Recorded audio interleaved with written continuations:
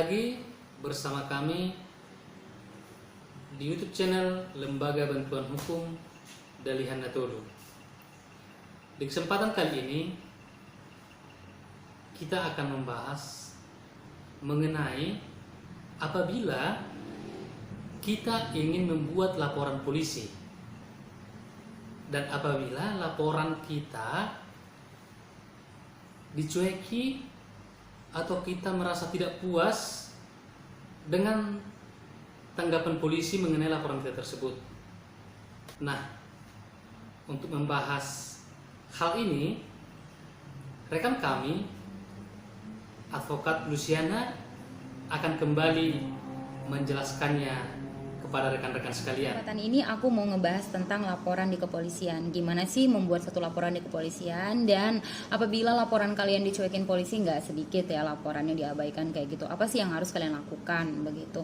Nah, kalian harus mengerti dulu laporan itu apa sih. Laporan adalah pemberitahuan yang disampaikan oleh seseorang karena hak dan kewajiban berdasarkan undang-undang kepada pejabat berwenang seperti polisi pastinya ya. Telah atau sedang dan atau diduga akan terjadi suatu peristiwa tindak pidana. Kalian harus paham dulu itu apa yang dimaksud dengan laporan. Setelah kalian sudah mengerti apa yang dimaksud dari laporan, maka siapa yang boleh melakukan laporan? Yang boleh melakukan laporan terdapat di dalam pasal 108 ayat 1 dan ayat 6 KUHP, Kitab Undang-Undang Hukum Acara Pidana. Apa bunyinya? Bunyinya adalah setiap orang yang mengalami, melihat, menyaksikan dan atau menjadi korban peristiwa yang merupakan tindak pidana berhak untuk mengajukan laporan. Ya, berhak untuk mengajukan laporan atau pengaduan kepada penyelidik atau penyidik, baik secara lisan ataupun tulisan.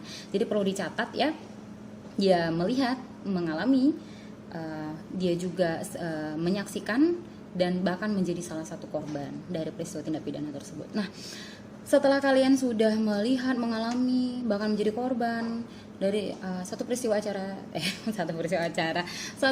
tindak pidana, maka kalian pergi ke kantor polisi terdekat. Kantor polisi terdekat baik itu Polsek, Polres, Polda, dan Mabes. Nah, kalian sudah, tapi yang masih dalam wilayah ruang lingkup wilayah hukumnya ya, tempat kejadian itu terjadi. Nah, setelah itu kalian mendatangi ruang SPKT namanya. Nah, ruang SPKT ini biasanya polisi piket ya. Kalau polisi piket, kalian datang ke ruang SPKT. Apa sih yang dimaksud dengan SPKT? SPKT itu adalah Sentral Pelayanan Kepolisian Terpadu.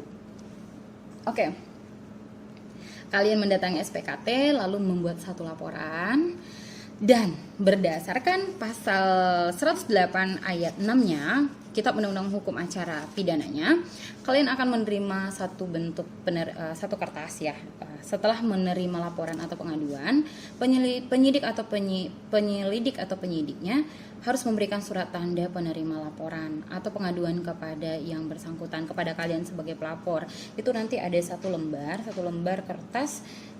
Itu namanya surat tanda penerimaan laporan. Di sana ada identitas kalian sebagai pelapor, di sana juga ada pasal yang kalian laporkan atau resume atau rangkuman singkat tentang tindak pidana tersebut ya. Nah, setelah itu kalian pulang dan berdasarkan kemudian setelah kalian pulang, kalian boleh meninjau kasus kalian dengan cara seperti apa. Setelah kalian laporan tersebut, maka berdasarkan penyidikan dilaksanakan berdasarkan laporan polisi dan surat perintah penyidikan. Nah, penyidikan, jadi ada surat perintahnya. Jadi mulailah kasus kalian untuk ditindaklanjuti oleh pihak kepolisian. Nah, setelah kasus kalian ditindaklanjutin oleh kepolisian, kalian nggak bisa biarkan begitu aja. Kalian harus tetap monitor kasus kalian sudah sampai mana begitu. Nah, perlu dicatat, perlu diingat, ada hak-hak kalian. Ya, kalian tuh sebagai pelapor itu berhak menerima surat pemberitahuan perkembangan hasil perkara. Jadi itu disingkat dengan SP2HP. Ya, jadi kalian itu bukan habis ngelapor terus tiba-tiba kalian udah selesai. Yang penting aku udah lapor sama polisi. Nggak ada ya istilah kayak gitu. Nggak ada istilah selesai perkaranya aku sudah lapor. Ya, itu kalian rugi. Banyak polisi yang tidak menindaklanjutin kadang-kadang kalau kita nggak follow up ya. Jadi apa sih hak-hak kalian? Hak kalian menerima surat pemberitahuan perkembangan hasil penyelidikan atau SP2HP sebagai bentuk informasi penyelidikan. Itu terdapat dalam pasal 11 ayat 1 huruf A Perkap nomor 21 tahun 2011 ya. Nah, jadi setelah kalian menerima SP2HP, SP2HP itu ada yang dimuat di dalam SP2HP. Itu ada pokok perkaranya, kemudian tindakan yang telah dilakukan penyidik dan hasilnya bagaimana, kemudian kendala dalam penyelidikan itu apa. Jadi polisi nanti menyampaikan di dalam SP2HP tersebut. Nah, jadi SP2HP kalian itu kalian juga tetap menerima hasil daripada kinerja penyidik ya. Itu terdapat di dalam pasal 11 ayat 2 Perkap nomor 21 tahun 2011. Nah, oke teman-teman. Di SP2HP juga akan diberitahukan polisi apabila unsur pidananya tidak terpenuhi. Nah, seperti pencurian tetapi tidak memenuhi unsur pencurian. Nah, polisi di dalam SP2HP akan memberikan kepada kalian informasi bahwa akan dilakukan penghentian penyidikan, ya, atau sering kita sebut dengan SP3, ya. Nah, terus kalau kalian SP2HP-nya, kalau perkara kalian di SP3, sementara kalian yakin itu perkara, harusnya tidak begini itu artinya harusnya saya tidak bersalah, atau harusnya dia tuh bersalah, atau harusnya tidak seperti ini penangkapannya gitu. Jadi ada hal tertentu yang menurut kalian nggak terima, atau menurut kalian ini udah benar, ini begini begitu, atau ini udah benar itu artinya penangkapannya udah benar, atau banyak hal lah yang intinya kalian nggak setuju untuk dilakukannya SP3 ya di dalam SP2HP yang tadi diberitahukan. Maka kalian itu bisa mengajukan yang namanya pra-peradilan ya kepada ketua pengadilan negeri yang berwenang untuk memeriksa sah tidaknya penangkapan, sah tidaknya suatu penahanan begitu. Jadi kalian bisa mengajukan pra-peradilan ya. Nah, saya pikir amat singkat sekali untuk melakukan satu laporan ke kepolisian. Saya pikir teman-teman udah ngerti. Hanya saja kalian tidak mengerti, kalian tuh sebenarnya mempunyai hak daripada SP2HP, yaitu tadi perkembangan daripada hasil penyelidikan kalian ya. Jadi kalian tuh harus bisa untuk memantau kasus kalian sampai dengan selesai.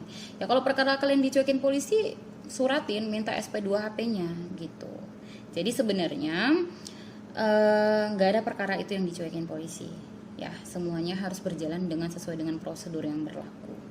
Nah di dalam konten aku ini aku mau menyampaikan ke teman-teman tindakan-tindakan tadi, mudah-mudahan mudah dimengerti, sederhana sih, nggak ribet ya. Tapi intinya sebagai pelapor kalian itu harus memenuhi syaratnya apa terdapat dalam pasal 108 ayat 1 tadi.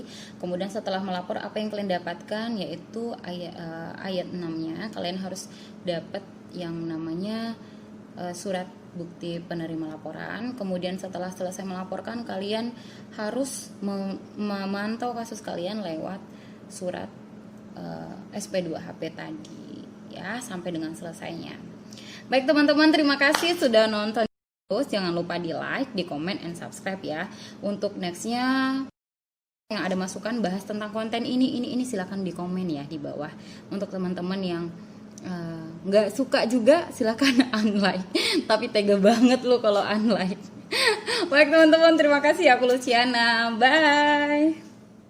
Demikian tadi penjelasan rekan kami Advokat Luciana tentang bagaimana cara membuat laporan polisi dan tindakan kita apabila kita merasa respon polisi kurang terhadap laporan polisi yang telah kita buat.